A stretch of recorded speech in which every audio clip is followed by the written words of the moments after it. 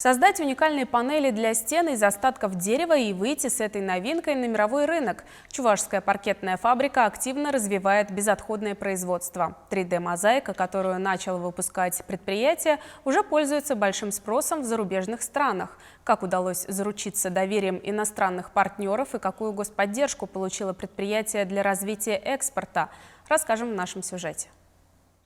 Чебоксарская фабрика «Ясень» занимается производством паркета уже больше 20 лет. Сейчас организация активно развивает безотходное производство. Материал, который остается, обрезки, а также бракованные изделия перерабатываются. Из них теперь изготавливают 3D-панели для стен. Это новое направление деятельности компании. Основной материал – дуб. Он более прочный и долговечный. Так, срок службы досок может достигать более полувека. Еще одна новинка – спортивный паркет. Сейчас в стране активно реализуется программа ремонта и строительства физкультурных центров. Так что этот вид напольного покрытия как никогда актуален, рассказывают на предприятии. Также продукция пользуется большим спросом и за рубежом. Порядка 60% продукции ходит на экспорт. Это Бельгия, Швеция, ведутся переговоры с Италией.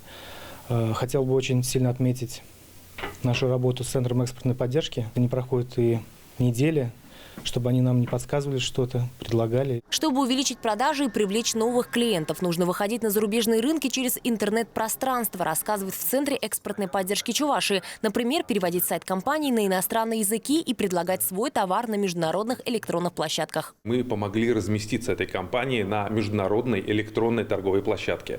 Называется «Фардак», где компании, которые занимаются деревом, и производством, и продажей, и продукцией из дерева, они размещаются на этой электронной торговой площадке и, соответственно, со всего мира те, кто хочет приобрести что-то из дерева, идут туда и покупают. Опыт получился удачным, компания активно работает и продает свою продукцию на международном рынке. И это только начало, рассказывают на фабрике. Сейчас в цехах необходимо обновить оборудование для более быстрой и качественной работы. Его стоимость около 20 миллионов рублей. За помощью предприятие планирует обратиться в Центр «Мой бизнес». Анна Давыдова, Семен Антонов, Вести, Чувашия.